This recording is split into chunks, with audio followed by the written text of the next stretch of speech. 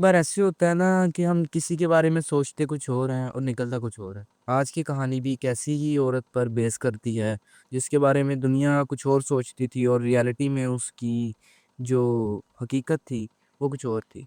एक ऐसी औरत जो एक बेवा औरत थी, बच्चों को सँभालती थी, एक माँ थी, एक होस्टेस थी, दुनिया उसके बारे में बहुत अच्छा सोचती थी। नाम उसका बेले गनस था और उसने असल में अमेरिका की हिस्ट्री में अपना नाम एक सीरियल किलर के तौर पे दर्ज किया। अगर हम उसकी लाइफ पे फर्दर रोशनी डालें तो हमें पता लगता है कि 1859 में नॉर्वे में एक गांव था, उसके अंदर वो पैदा हुई। पूरी ज़िंदगी उसके पास कुछ ख़ास नहीं था, ना पैसा, ना दौलत, ना स्टेटस। 1881 में वो अमेरिका आ गई, नए सपनों के साथ नाम बदल लिया, बेल हेंडर से बन गई बेल। बेले ने शिकागो में एक आदमी से शादी की, क्योंकि लाइफ में जितना मर्जी इंसान अकेला हो, उसे एक पार्टनर की ज़रूरत होती है। एक पार्टनर हेल्प करता है आपको ग्रो करने में। तो उसने भी एक आदमी से शादी की, लेंस सोरेनसन। लाइफ उनकी सिंपल चल रही थी, जैसे पाकिस्तान और हिंदुस्तान में जैसे लोगों की चलती है। लेकिन एक दिन मैथ्स की अचानक डेथ हो गई। लेकिन एक अजीब बात थी, उसकी मौत उस दिन हुई जब उसकी लाइफ इंश्योरेंस पॉलिसीज़ ओवरलैप कर रही थी। बैले ने रोते हुए सबको यकीन दिला दिया कि मैं दुखी हूँ, लेकिन इन रियलिटी कुछ ही दिनों बाद 5000 इंश्योरेंस क्लेम कैश कर लिया। मतलब उस दौर के $5000 आज के तकरीबन 147,000 डॉलर्स कुछ बनते हैं। इतनी बड़ी अमाउंट उसने अपने जो हस्बैंड था, उसकी जो डेथ थी, उसके बाद उसने क्लेम कर ली। अब वहाँ तो नहीं रह सकती थी, इसलिए वो वहाँ से कहीं दूर चली गई, इंडियाना के एक शहर लापोर्टे में, जहाँ उसने छोटी-सी फार्म खरीदी, फार्म हाउस बनाया, सपनों का घर। वहाँ उसने दूसरी शादी की पीटर गैनस से, जिससे उसका नाम बेले गैनस पड़ा। सिर्फ कुछ ही हफ्तों में पीटर भी मर गया, बोली उसके सर पर मीट ग्राइंडर गिर गया। मतलब how mad she was that she literally said that a meat grinder fell on the head of his husband। मतलब उसके हस्बैंड के सर के ऊपर एक मीट ग्राइंडर में गिर गया। और नेबर्स ने शक नहीं किया इतना, लेकिन कुछ नेबर्स होते हैं ना, क्योंकि सच छुपाए नहीं छुपता।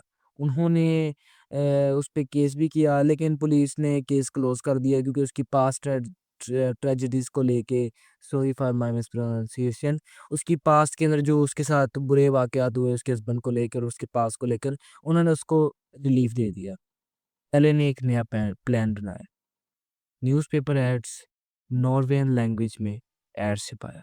अकेले रहने वाली अमीर औरत एक रॉयल लाइफ पार्टनर ढूंढ रही है, जो भी अपनी सेविंग्स ले आए।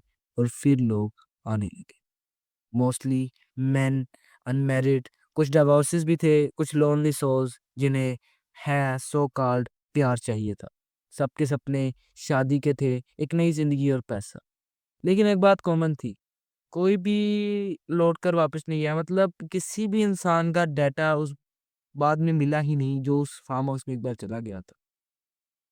एक के बाद एक लोग गायब होने लगे। फार्म हाउस के नाम बड़ा बदनाम हो गया कि यहाँ लोग जो भी जाता है वो कभी वापस नहीं आता। लेकिन जो बेला थी उसने पूरी कोशिश की अपने फार्म हाउस को बदनामी से बचाने के लिए। उसने कहा कि वो बिज़नेस के काम से कहीं चला गया या फिर वो नॉर्वे वापस चला गया। ऐसे-ऐसे मतलब ना लोगों को झांसे दिए। लेकिन सच जिस दिन खुलना था वो दिन आ गया। 28 अप्रैल 1908 की रात बेले के फार्म हाउस में आग लग गई। ये आग इंटेंशनली लगाई गई थी बेले की तरफ से। अंदर से बॉडीज़ मिली मर्दों की और एक औरत की, जिसमें से ये कन्फ्यूज़न थी कि जो औरत की बॉडी है वो बेले की है कि नहीं। आपको अगर मैं बताता चलूँ, बेले की जो हाइट थी वो 6 फीट थी और उसका जो वेट था 90 केजी प्लस था।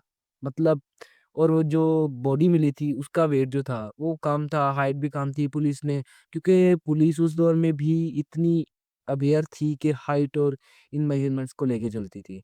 पुलिस ने इन्वेस्टिगेशन शुरू की।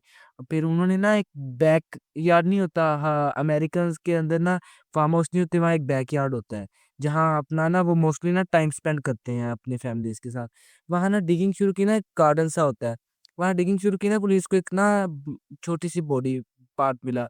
फिर उन्होंने मज़ीद डिगिंग की तो उन्हें मिले कभी बोन्स, कभी बैक बोन्स, कभी किस बोन का हिस्सा, कभी किस बोन का हिस्सा, फिर पिग को खिलाने जाने वाले सामान मिले। मतलब पहले करती थी, लोगों को मार देती थी, उनके पैसे और वैल्यूएबल चीज़ें अपने पास रख लेती थी। कभी 1 बंदे को मार दिया, कभी 2 बंदों को, कभी 3 बंदों को मार के फिर जो उनकी बॉडीज़ होती थी उनको कट कर देती थी और उनके मतलब कुछ स्कल्स को तोड़ दिया, कुछ करके जॉ बोन्स को तोड़ दिया। फिर उनकी जो थी, जो उनके एशेज़ या फिर कोई जो भी चीज़ें बच जाती थी, उनको अपने पिग्स को खिला देती थी। और ये सारे लोग, जो एक बात कॉमन थी कि पहले की जो एड्स नहीं दी थी उसने न्यूज़पेपर की, उसको देख कर आए थे। पुलिस के मुताबिक तो बैले ने 14 आदमियों को मारा, लेकिन कुछ एक्सपर्ट्स कहते हैं 40 से ज़्यादा आदमी थे। अब वो तो बैले के साथ ही क्या राज़ दफ़न हो गया। उसके पास ना फ़ोटोज़ थी, ना कुछ और, उनका कोई भी ट्रेस नहीं मिला। मतलब कोई भी ट्रेस नहीं मिला। क्या बैले सच में मर गई थी? ये सवाल पैदा होता है। बैले को कभी भी पकड़ा ना जा सका, अफ़सोस। बैले उसके बाद वहाँ से भाग गई। उसने कन्फेस कर लिया था, जो बैले का जो था नहीं, नौकर कह सकते हैं या हैंडीमैन, रे ओलंफियर ने कन्फेस किया था कि बैले ने इंटेंशनली आग लगाई है, जो मैंने आपको पहले ही बता दिया है, और बैले ने सब लोगों को मारा है। बैले को बाद में कई जगहों पे देखा गया, जैसे न्यूयॉर्क, लॉस एंजेलिस, हत्ता कि नॉर्वे में भी देखा गया, लेकिन कोई कंफर्म नहीं कर पाया। मतलब लोग कई अटेंशन के लिए भी फेक न्यूज़ देते थे कि हमने बैले को देखा, लेकिन जब पुलिस जब जाती थी तो वो कहते थे कि हमने तो बैले को नहीं देखा, मतलब मुकर जाते थे इस बात से। लेकिन बैले की आइडेंटिटी कभी भी लोगों को वापस नहीं मिली। क्या पता बैले ने, अब नहीं कहा जा सकता आगे कितने लोगों को मारा, कितने लोगों की जान ली। क्योंकि अफ़सोस, ये जो दौर था ना, ये स्टार्टिंग ऑफ ना 20th सेंचुरी था। इस दौर के अंदर ना कोई डिजिटल एरा था और ना ही कोई प्री टेलीविज़न एरा था। मतलब कोई भी ट्रेस मिलना, कोई भी इस तरह की चीज़ें मिलना ना, अगर कंट्री से बाहर चल जाएँ, तो एक किस्म का नामुमकिन, एक समंदर में सुई छोड़ने से ज़्यादा मुश्किल ये काम था। और उसका नाम द बुचर ऑफ लापोर्टे पड़ गया। लेकिन एक ऐसी औरत जो इनोसेंट लगती थी, जो क्यूट भी लगती थी, वो इतनी खतरनाक किलर थी। सबसे बड़ा सवाल, क्या बैले ने बाद में भी कई लोगों की जानें ली होंगी? ये सवाल हमेशा एक्सपर्ट्स को तंग करता है, क्योंकि उसके बाद भी कई केसेस ओपन होते हैं जिनके बारे में इससे मिलती है, क्या कहते हैं, रिकॉग्नाइजेशन, और इससे सिले जहाँ मिलते हैं, जहाँ पॉइजन्स और ये जो सडन डेथ होती है जिनके पीछे कुछ नहीं पता लगता था, वो मिली थी, लेकिन कंफर्म कोई भी केस नहीं है। बैले का राज उसके साथ चला गया।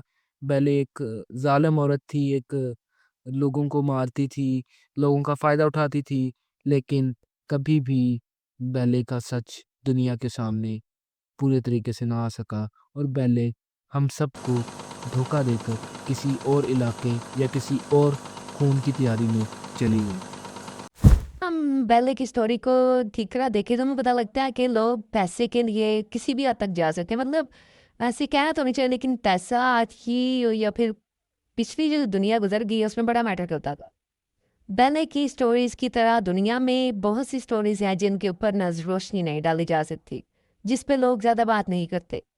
अगर आपको हमारी ये वीडियोस पसंद आए तो आप हमें लाइक कर सकती हैं, शेयर भी कर सकते हैं, कमेंट भी कर सकते हैं, और कमेंट में ये भी बता सकते हैं कि हम नेक्स्ट स्टोरी किस सीरियल किलर पर बनाएं। सीरियल किलर के ऊपर हम स्टोरीज बना के आपको उनसे अवेयर करना चाहते हैं, ताकि आप वो गलतियां ना करें जो उनके विक्टिम्स ने की थी। तो हमारी वीडियोस को लाइक, शेयर एंड सब्सक्राइब ज़रूर कीजिएगा। हम आप सबको बाय बाय कहना चाहते हैं।